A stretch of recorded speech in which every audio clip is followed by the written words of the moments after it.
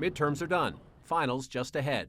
There is a rhythm to life on campus. And this fall, a raw divide. I am an Israeli, Jewish Israeli American. Maya Siegman is a sophomore at Wayne State in Michigan, studying social work, chatting with friends here at the Jewish campus organization, Hillel. For Hillel, there's a police officer down the hall. That's not normal. It is now. Siegman traveled to Washington last week to join thousands in support of Israel. Now, back on a campus divided. The division is very clear.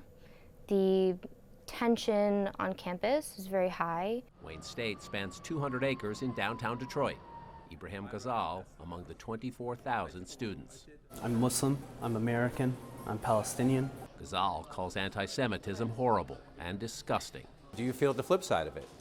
Or are there more in terms of Islamophobia? Yeah, and hate? more Islamophobia, or people just saying hurtful things? I think it's disgusting that standing up for children dying and women dying and civilian infrastructure being destroyed is being compared to supporting Hamas.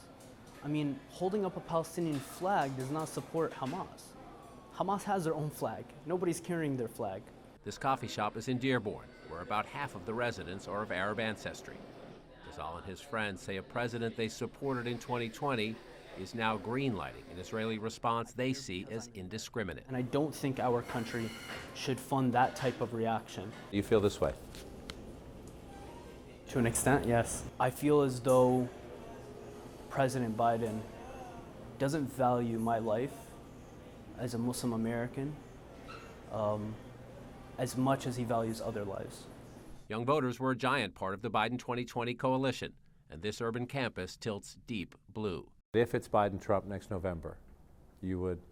I'd go Biden. Summer Matkin is just 18, a theater major, an esports enthusiast, Here, I got you. and an LGBTQ voter who wishes President Biden would yield to someone younger. I think that weird generational gap is something that is very, very hard for young people.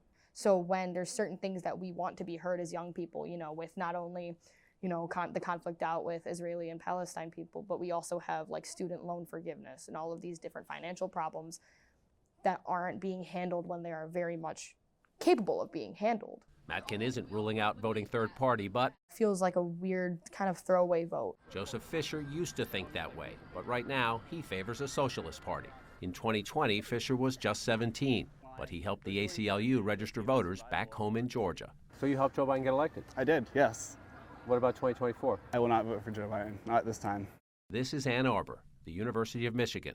Students writing the names of Palestinians killed in Gaza. One of our demands that we're pressuring admin for right now is complete divestment from the state of Israel. You say genocide. Yes, I do say. The Prime Minister of Israel or the President of the United States would say response to terrorism.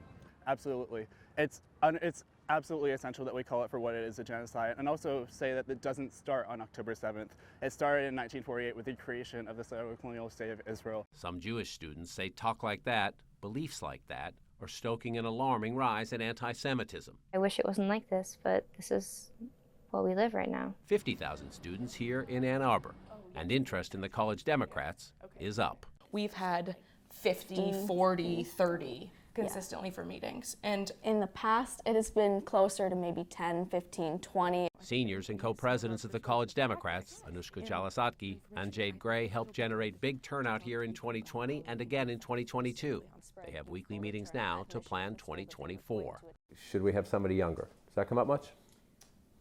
absolutely, it comes up. And I think that that's it's a real point to make. It's a real conversation to be had. The immediate challenge, though, is seeing students who agree on things like abortion rights and defending democracy at odds over the Israel-Hamas crisis and President Biden's response. You know, Mr. President, I've seen you take key humanitarian steps, but I think the next step is a ceasefire. And I think that that would go a long way with voters. We don't know what's going to happen, next week or next month. But if the election were tomorrow, do you think that it is more likely some of your members would sit out or look for another option, third party, because they're mad at the president about this? Some of them, yes, they have shared with us that maybe this is making me reconsider. Is it fair to say you're glad the election's not tomorrow? Yes.